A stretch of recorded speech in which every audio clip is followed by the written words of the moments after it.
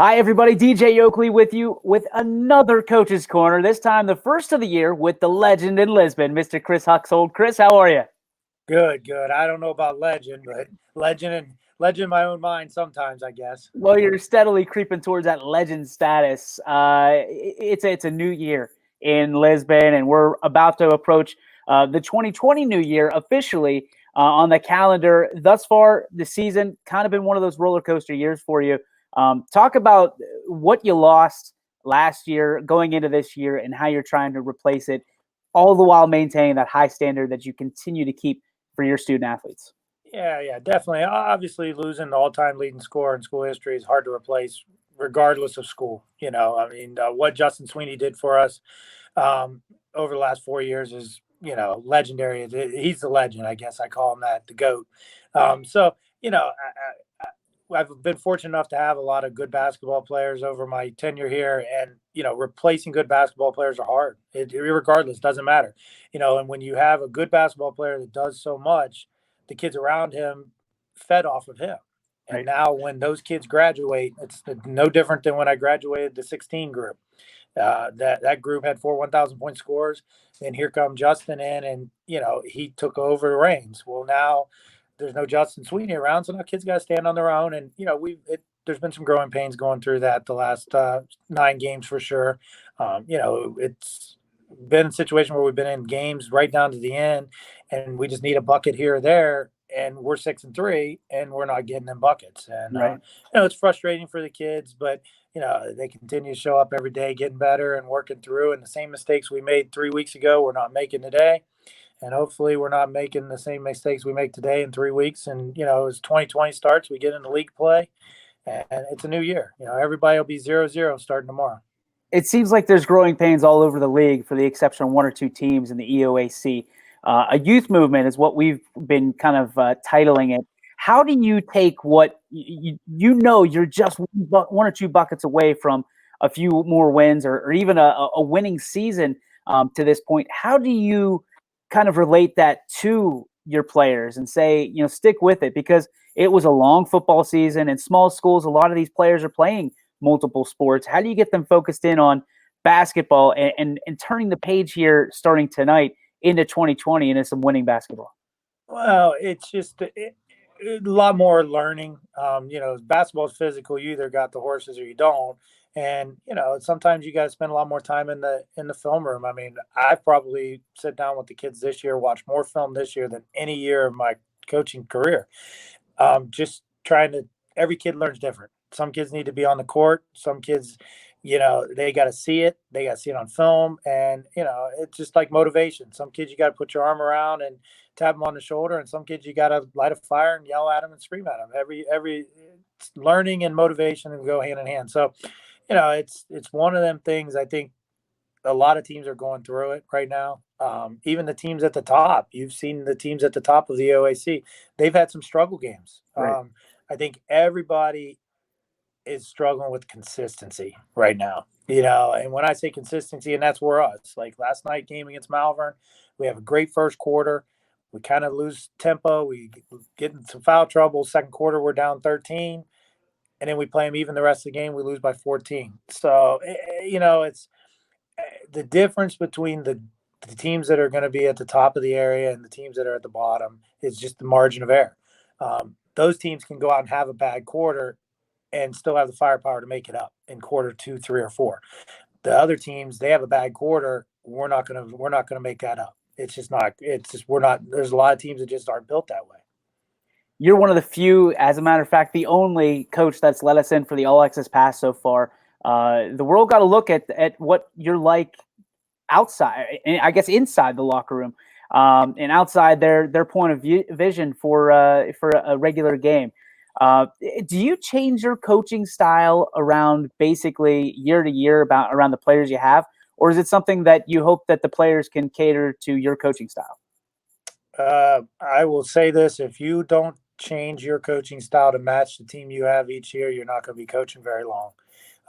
It's senseless for any coach to say. It would be like me just expecting Justin Sweeney to graduate and this kid's going to take his spot and he's going to do Right. exactly what. That's that's stinky thinking. It's just not going to happen. You have to. There's every coach can walk in the first week of November and say, "This is what we're going to do." Blah blah blah blah. Well, it's just like saying, "Hey, I want to pound it in the post, and we're gonna throw it in the post 10 times." Well, if I don't have a kid over 6 foot, then what's that going to do for you? Right. You know, or if you want to say we're going to shoot 100 threes a game, well, if you can't shoot the ball, then so you got to adjust on the fly. I mean, especially in the small school world where the athletes we have are the athletes we have, and we have to maximize their talents and try to fit them into the system that you have. You've got a steadfast group of seniors. We're going to highlight them all year long, but we're going to start with Ryan McCullough.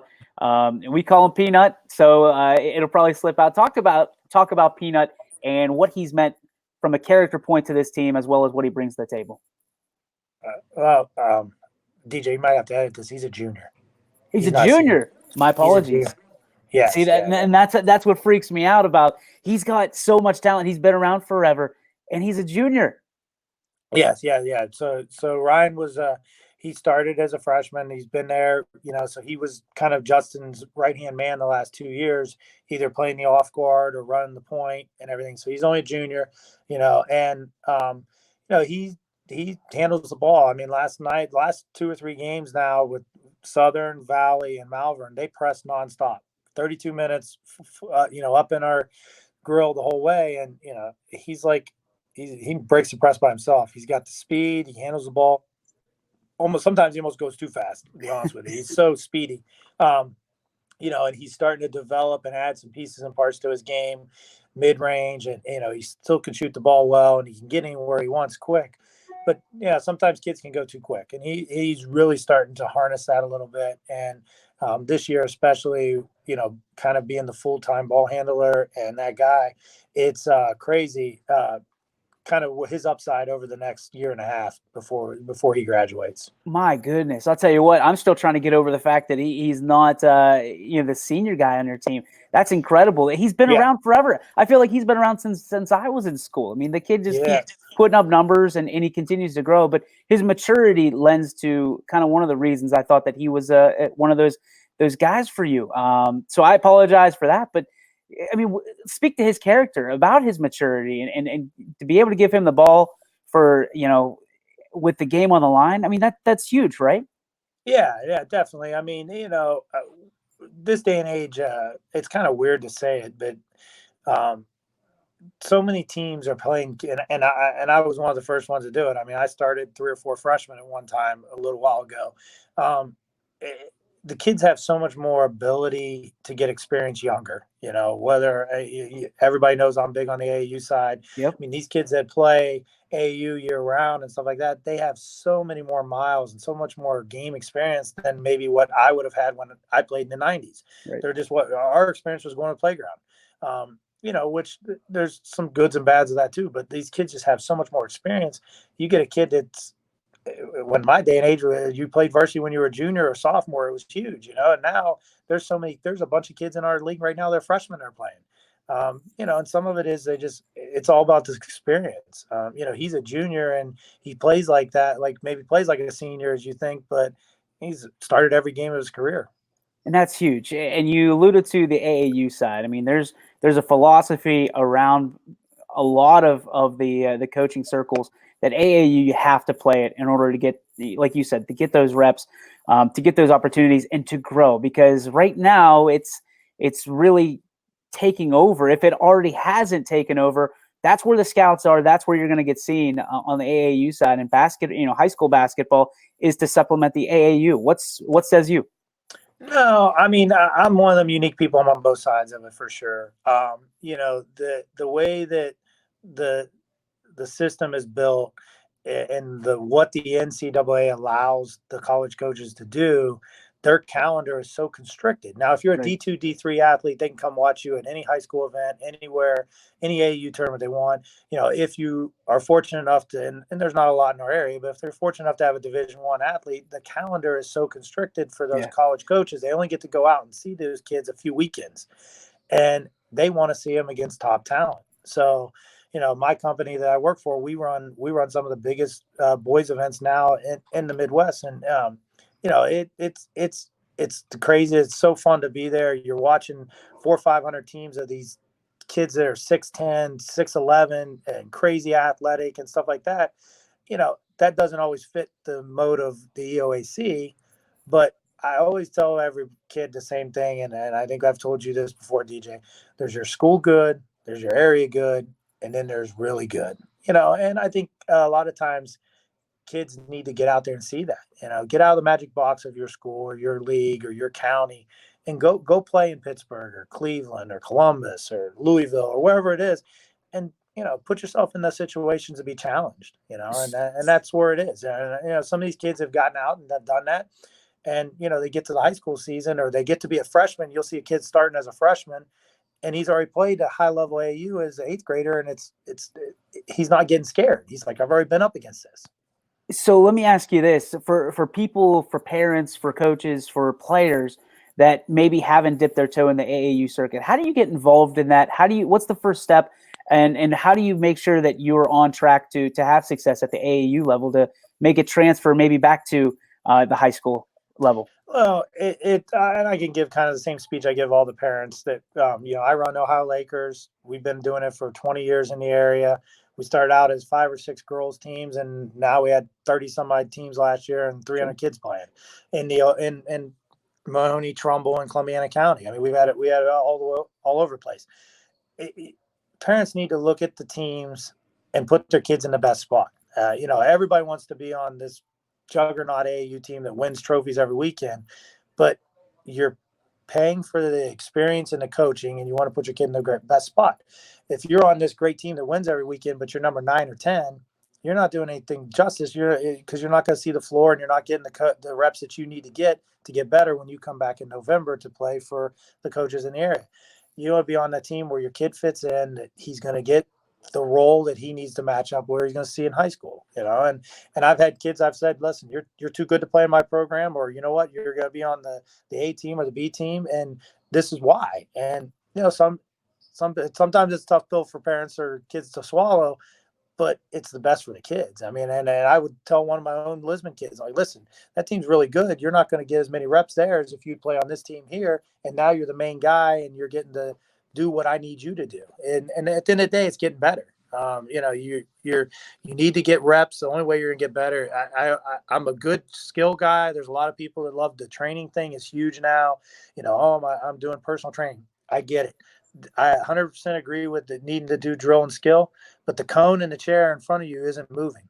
Right. You can dribble around it and do all the things and never fumble the ball, but if the chair doesn't move, it doesn't move. So you still got to take that and move it over to the game time and get game floor and that experience. All right. Still going to be decision making. A couple more questions before we let you go. Number one, Christmas just passed it. What did Santa bring under the tree for you? Anything good? And did you have a good time with the kiddos? Yes, definitely. So we had a new addition to the family, come a little early.